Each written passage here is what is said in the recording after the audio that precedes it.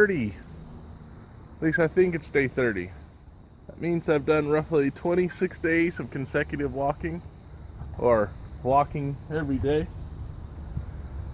Oh boy, it's been a lot of work. I'm proud of myself. That's a lot for me. I haven't done that sort of walking since I was in boot camp. I'll tell you about that in a minute. And then before that, since I was living with the people who I consider my parents. They pretty much raised me and taught me the values that I have today.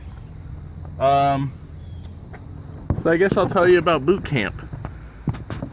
About 13, almost 14 years ago, maybe 14 years ago, I got in trouble at a school that I was going to. I took something without permission. When I was younger, I used to have a problem with stealing. I was hard-headed and stupid, and didn't listen. I mean, I listened, but I didn't apply, and I didn't think it applied to me.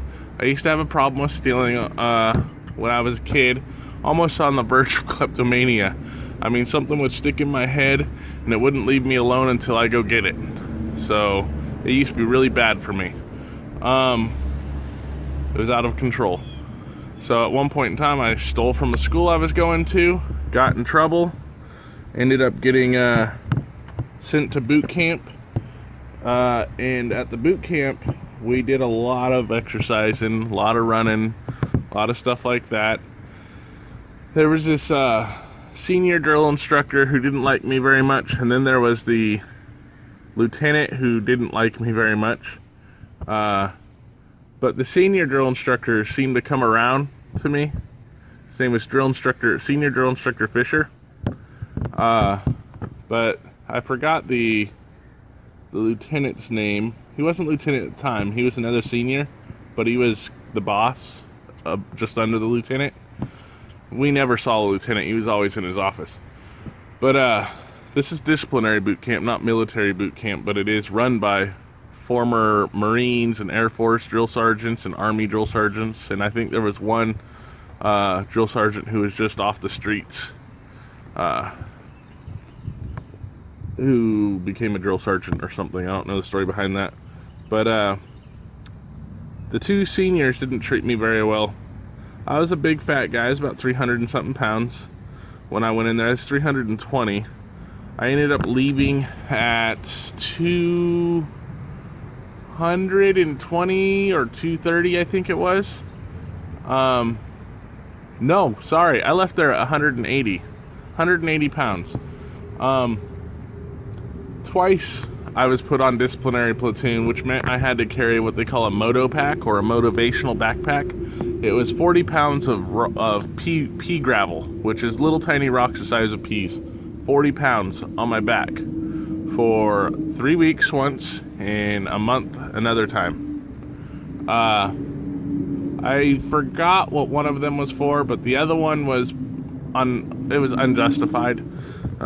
He said that I was supposed to fall out of a run. We do these runs twice a week, where you do however long the leader senior feel likes making us run. He said that he told me to fall out and that I didn't fall out, that I refused an order. Now, he's full of crap. I'm a fat guy running and you tell me to fall out, believe me, I'm gonna fall out.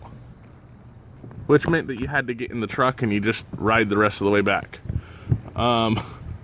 That was such bull. So I got in trouble for that. Not to mention I was a rear road guard, meaning that I was in the back already, and I had to wear a vest and make sure that none of the other trainees got hit by cars or anything like that. So we're not even able to fall out. We're not allowed to get in the truck. So he was full of crap. He said I had disobeyed a direct order and sent me to a disciplinary platoon. So for 3 weeks I wore that backpack, and that was the most horrible experience ever.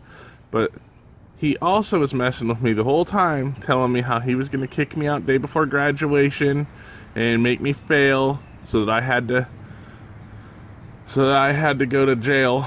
Because if I failed this boot camp, they would sentence me, or they would charge me with felonies. I was just turned 21. No, I wasn't even 21 yet. So And he used to make me do push-ups with the moto pack on, which you're not supposed to do because it's bad for your back or dangerous. He used to force me to do push-ups with it on. He used to make me start over every time I was doing push-ups, and he would just mess with me. He was just not very nice to me at all. He was trying to set me up or make me quit, he said.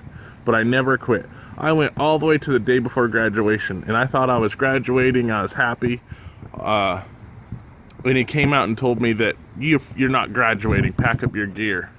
And I didn't graduate. I was very angry. I was very frustrated and unhappy with that. Especially the way he went about doing it. The other senior drill instructor that was just under him ended up coming around to me, ended up being proud of me, because I lost over 100 pounds while I was there. And the guy that decided to kick me out said that I didn't do enough to graduate. That I didn't do enough to get kicked out while I was there, but I didn't do enough to graduate at the same time. He was full of crap.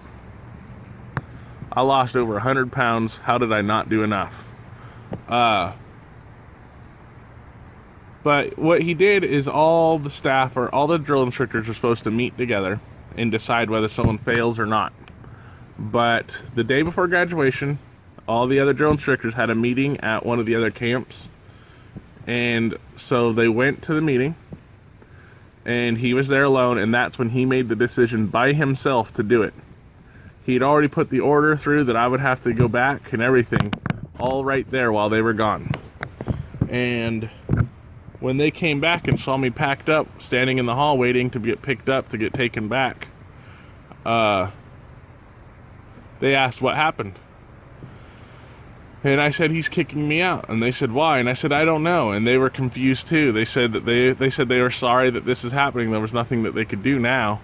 And they suggested that I come back again. That wasn't going to happen.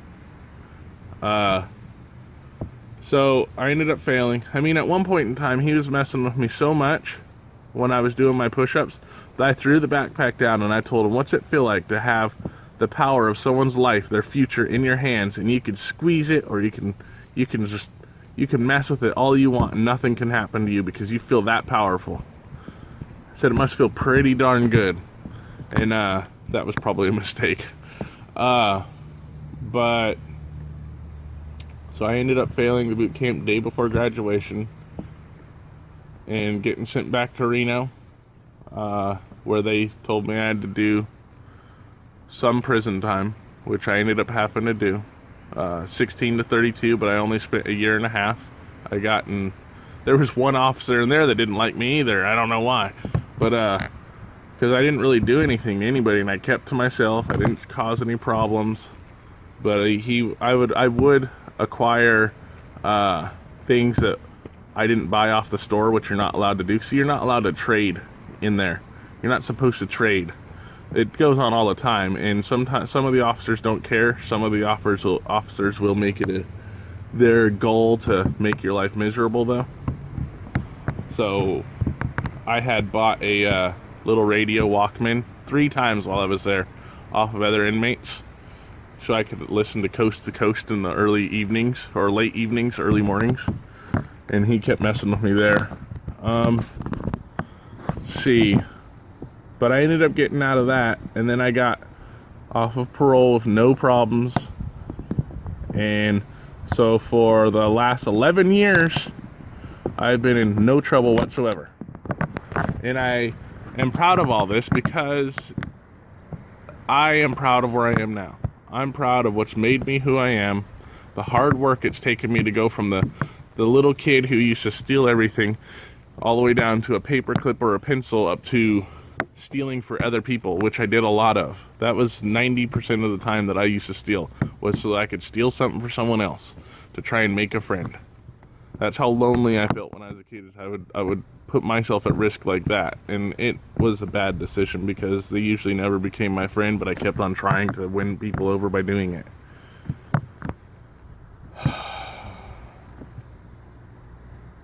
Needless to say, though, the point is I'm just really happy where I am now. All the hardships I've gone through, the lessons I've had to learn the hard way, the people I've disappointed, it's all brought me to where I'm at now, where I'm doing better, where I'm improving myself every day, where I'm making myself proud, raising my own self-esteem. I still struggle with low self-esteem, but not as much.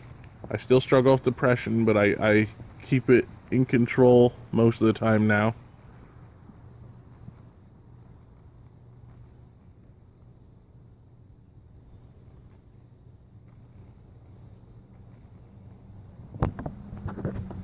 Well, I think you guys got the point of it. Thank you for listening to this. I will see you guys in a few minutes. A few seconds, because I'm that quick. Back from our walk. Not sure how much we walked. I think a couple miles at least. I didn't check the thingy, so. But anyways, I'm just doing this quick video to say, if you like the video, please like, subscribe, share on Facebook. Bye. Ryan says bye. Have a good evening. Me and Ryan are going to go play some Mario Kart. Maybe something else, I have no idea though. But have a good evening. Stay awesome. And say bye to Hershey. Hershey.